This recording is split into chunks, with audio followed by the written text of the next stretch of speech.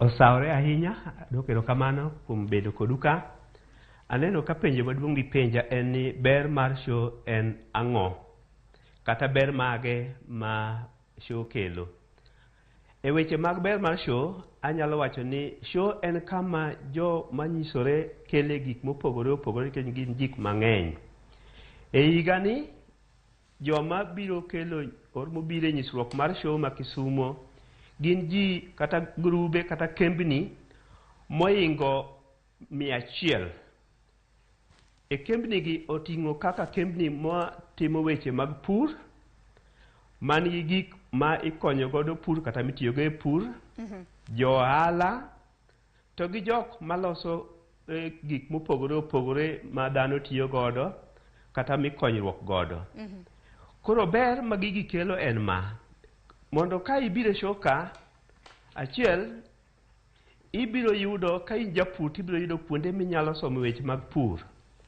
Kaluwore gi thororo mar show ma higa ni,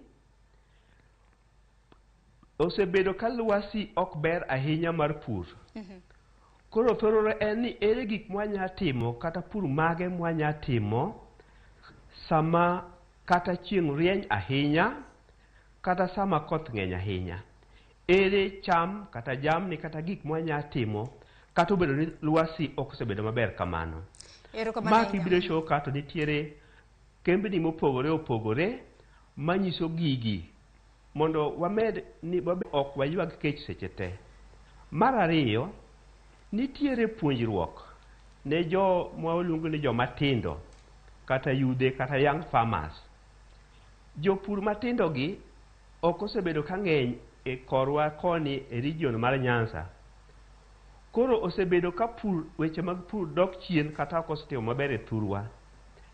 E kae wan gi kama young farmers go matin mantie thurwa ka bende lose gigi mag pur kendo gidwa ni giwuo gi jowetegi mondo ng'e ni pur e ohala kendo pur en mwandu ma ok nyal pim gi mwandu moro amora. Kiwuotho e Kenya kata pinje gwenge mang'eny, joma nigi kata momeo kata manigi gik mang'eny kata manigi pesa gin jok mang'eny gi obetie pur.